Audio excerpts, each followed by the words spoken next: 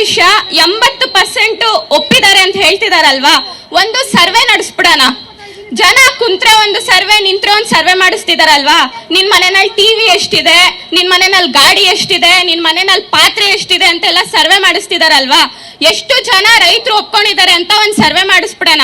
80% ಏನಾದ್ರೂ ಬಂತು ಅಂತ ಹೇಳಿದ್ರೆ ನಾವೇ ನಮ್ ಜಮೀನ್ಗಳನ್ನ ಬಿಟ್ಕೊಟ್ಬಿಡೋಣ, ಬರ್ಕೊಟ್ಬಿಡೋಣ. ಒಪ್ಪಿಗೆ ಇದೆ ಅಲ್ವಾ ಎಲ್ಲಾರ್ಗು?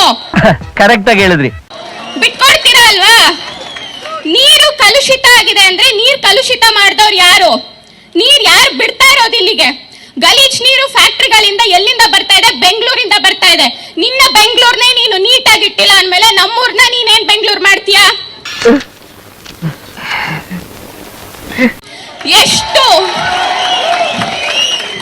ಎಷ್ಟು ರೋಡ್ಗಳು ಚೆನ್ನಾಗಿದೆ ಬೆಂಗಳೂರಲ್ಲಿ. ಮಳೆ ಬಂದ್ರೆ ಎಷ್ಟು ರೋಡ್ಗಳಲ್ಲಿ ನೀರ್ ನಿಂತ್ಕೊಳ್ಳುತ್ತೆ. ಅದನ್ನ ನೀನ್ ಯಾವತ್ತಾರು ಬಂದು ನೋಡಿದ್ಯಾ? ನೀನ್ ಬರೋ ದಾರಿ ಯಾವ್ದು? ಪೂರ್ತಿ ನೀಟಾಗಿರೋ ತಾರ್ ರೋಡಲ್ಲಿ ನಿನ್ನನ್ ಕರ್ಕೊಂಡ್ ಬರ್ತಾರೆ, ಝೀರೋ ಟ್ರಾಫಿಕ್ ಮಾಡಿ ಕರ್ಕೊಂಡ್ ಬರ್ತಾರೆ. ಯಾವತ್ತಾದ್ರೂ ತಗ್ಗು ಉಬ್ಬಿರೋ ರೋಡಲ್ಲಿ ನೀನ್ ಬಂದಿದ್ಯಾ? ನೋಡಿದ್ಯಾ? ನೋಡಿಲ್ಲ. ಇನ್ನ ಮಳೆ ಬಂದ್ರೆ ಎಷ್ಟು ಮರಗಳು ಬೀಳ್ತವೆ, ಎಷ್ಟು ಸಾವುಗಳಾಗಿದ್ದಾವೆ, ನೀನ್ ಬಂದು ನೋಡಿದ್ಯಾ? ನೋಡಿಲ್ಲ. ಇನ್ನ ನೀನು ನಮ್ಮೂರ್ನ ಏನ್ ಬೆಂಗಳೂರು ಮಾಡ್ತೀಯಾ? No comments, no comments. ಯಾಕೆ ನಾವು ಬೆಳೀತಾ ಇರೋ ಬೆಳೆಗಳಿಗೆಲ್ಲ ನೀನು ನಾಶ ಮಾಡ್ಬಿಟ್ಟು ನಮ್ ಭೂಮಿ ಕಿತ್ಕೊಂಡು ಬೇರೆ ಕಡೆಯಿಂದ ಅದೇ ಊಟನ, ಅದೇ ಫುಡ್ನ ನಾವ್ ಎಕ್ಸ್ಪೋರ್ಟ್ ಮಾಡ್ಕೊಬೇಕಂತನ? ಅದಕ್ಕೂ ಎಕ್ಸ್ಟ್ರಾ ದುಡ್ಡು ತಗೊಳ್ಳೋಣ ಅಂತ ಒಂದು ಕಡೆಯಿಂದ ರೈತರನ್ನ ಎಲ್ಲಾ ಕಡೆಯಿಂದ ಎಷ್ಟು ಕುಗ್ಗಿಸ್ಬೋದೋ ಅಷ್ಟು ಕುಗ್ಗಿಸ್ತಾ ಇದಾರೆ. ಇನ್ನೊಂದು ಹಠ ಮಾಡ್ತಾ ಇದ್ದಾನಂತೆ ಡಿ.ಕೆ. ಶಿವಕುಮಾರ್. ನಿಂದ ಭೂಮಿ? ಯಾರ್ದು ಭೂಮಿ? ಭೂಮಿ ನಮ್ದು.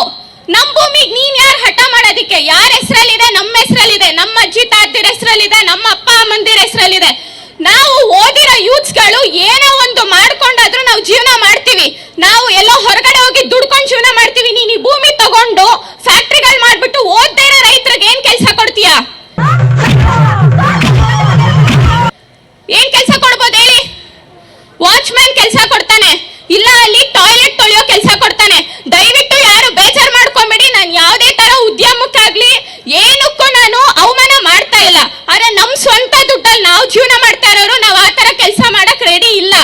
ರೆಡಿ ಇದ್ದೀರಾ ಯಾರಾದ್ರೂ? ಇಲ್ಲ, ನೋ ವೇ. ಯಾರಾದ್ರೂ ಮಾಡ್ತೀರಾ ಆ ತರ ಕೆಲಸಗಳನ್ನ? ಇಲ್ಲಿ ಎಷ್ಟು ಜನ ಓದಿಲ್ಲ? ಕೈ ಎತ್ತಿ ನೋಡೋಣ. ಎಷ್ಟು ಜನ ರೈತರು ಓದಿಲ್ಲ ಇಲ್ಲಿ?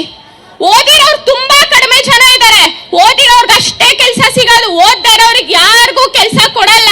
ಯಾರು ಹೋಗ್ಬೇಡಿ, ಯಾರು ಒಪ್ಕೊಂಬೇಡಿ. ಅವ್ನು ಎಷ್ಟು ದಿನ ಮಾಡ್ಲಿ, ಇನ್ನ 1 ವರ್ಷ ಅಲ್ಲ 2 ವರ್ಷ ಮಾಡ್ಲಿ, ಯಾರು ಒಪ್ಕೊಂಬೇಡಿ. ಇದಕ್ಕೆ ನಾವು ಯಾರು ಒಪ್ಕೊಳ್ಳಲ್ಲ. ಇನ್ನ ಯೂತ್ಸ್ಗಳು ಬರಬೇಕು.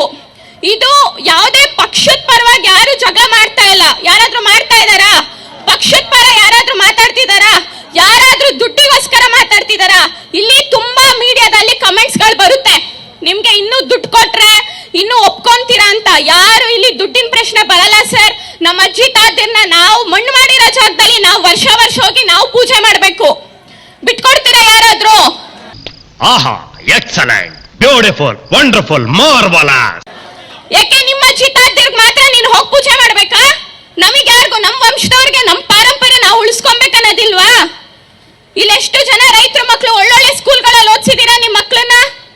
ಹೇಳಿ, ಎಷ್ಟು ಜನ ಓದಿಸಿದೀರಾ? ಎಷ್ಟು ಜನದ ಮಕ್ಕಳು ಇಲ್ಲಿ ಡಾಕ್ಟರ್ ಇಂಜಿನಿಯರ್ಗಳಾಗಿದ್ದಾರೆ? ನೀನಂತ ಒಂದು ಮಾಡೋನು ದಯವಿಟ್ಟು ಆ ಸ್ಕೂಲ್ನ ಸರಿ ಮಾಡು. ಸ್ಕೂಲ್ ಮುಚ್ಚಿ ಎಷ್ಟು ವರ್ಷ ಆಗಿದೆ ಸರ್ ಹೇಳಿ ಯಾರಾದ್ರೂ? ನಾನು ಕ್ವಶನ್ ಕೇಳ್ತಾ ಇದೀನಿ, ದಯವಿಟ್ಟು ಹೇಳಿ. ಸ್ಕೂಲ್ ಮುಚ್ಚಿ ಎಷ್ಟು ವರ್ಷ ಆಗಿದೆ? ಆಗಿದೆ ಅಲ್ವಾ? ಬಂದ್ ನೋಡಿದಾರ ಯಾರಾದ್ರೂ? ರಾಜಕೀಯದವ್ರು ಯಾರಾದ್ರೂ ಬಂದ್ ನೋಡಿದಾರಾ?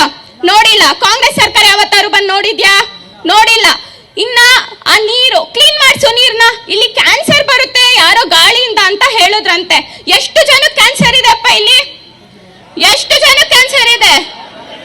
ಯಾರು ಶ್ರಮ ಪಟ್ಟು ದುಡಿಮೆ ಮಾಡಿದ್ದಾರೆ ಅವ್ರಿಗೆ ಯಾರು ಕ್ಯಾನ್ಸರ್ ಇದೆ ದಯವಿಟ್ಟು ಕೈ ಎತ್ಬಿಡಿ. ಕಿದ್ವಾಯಿ ಹಾಸ್ಪಿಟಲ್ ಹಂಗಾದ್ರೆ ಈ ಪಂಚಾಯತಿಯವ್ರು ಎಷ್ಟು ಜನ ಅಡ್ಮಿಟ್ ಆಗಿದ್ದೀರಾ ಕ್ಯಾನ್ಸರ್ ಬಂದಿರೋರು?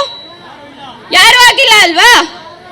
ಇನ್ನು ಕ್ಯಾನ್ಸರ್ ಹಂಗಿದ್ರೆ ನೀವು ಗ್ರೇಟರ್ ಬೆಂಗಳೂರು ಮಾಡ್ತಿದ್ದಂಗೆ ಈ ಗಾಳಿನೆಲ್ಲ ಶುದ್ಧ ಮಾಡ್ಬಿಡ್ತೀರಾ? ಅದು ಯಾವ ತರ ಸೈನ್ಸ್ ದಯವಿಟ್ಟು ನನ್ಗೆ ಹೇಳಿ, ಸ್ವಲ್ಪ ಎಕ್ಸ್ಪ್ಲೈನ್ ಮಾಡಿ. ಗ್ರೇಟರ್ ಬೆಂಗಳೂರು ಆಗ್ತಿದ್ದಂಗೆ ಗಾಳಿ ಕ್ಲೀನ್ ಆಗ್ಬಿಡುತ್ತಾ? ಇನ್ನೊಂದು ವಿಷಯ, ಓದ್ಸತಿ ಮೀಡಿಯಾದವರಿಗೆ ನಾವು ಚಿಕ್ಕ ಮಕ್ಕಳ ಕೈಲಿ ಮಾತಾಡ್ಸಿದ್ರು ಏನಂತ, ನಮ್ಗೆ ಬೇಡ ಅಕ್ವೈರ್ ಬೇಡ ಅಂತ. ನಮ್ಮನೆ ಮಕ್ಕಳು ಚಿಕ್ಕ ಮಕ್ಕಳು ಮಾತಾಡಿದ್ರು. ಅದಕ್ಕೆ ತುಂಬಾ ಕಮೆಂಟ್ಸ್ಗಳು ಬಂದಿದ್ದಾವೆ. ಮಕ್ಕಳಿಗೆ ಮೀಡಿಯಾದವರು ಹೇಳ್ಕೊಟ್ಟು ಮಾತಾಡ್ಸಿದ್ದಾರೆ ಅಂತ. ಸರ್, ನಾವು ಸಣ್ಣ ಮಕ್ಕಳಿಗೆ ಗಿಡನ ಉಳಿಸು ಅಂತ ಹೇಳ್ಕೊಟ್ರೆ ಅದ್ರ ಬಗ್ಗೆ ಮಾತಾಡ್ತಾರೆ. ಬೆಳಿತಾರೆ. ನಮ್ಮ ಮಕ್ಳುಗಳಿಗೆ ನಾವು ಉಳಿಸಿ ಕಾಪಾಡಿ ಬೆಳೆಸಿ ಮುಂದಕ್ಕೆ ನೀನು ಒಬ್ಬ ರೈತ ಆಗು ಅಂತ ಹೇಳ್ಕೊಟ್ಬಿಟ್ಟು ಬೆಳೆಸಿದ್ದೇವೆ ಹೊರತು ನೀನು ಮರ ಕಡಿ, ನೀನು ನಾಶ ಮಾಡು ಅಂತ ನಾವ್ ಯಾವುದೇ ಕಾರಣಕ್ಕೂ ಹೇಳ್ಕೊಟ್ಟಿಲ್ಲ, ನಾವು ಮುಂದಕ್ಕೂ ಹೇಳ್ಕೊಡಲ್ಲ.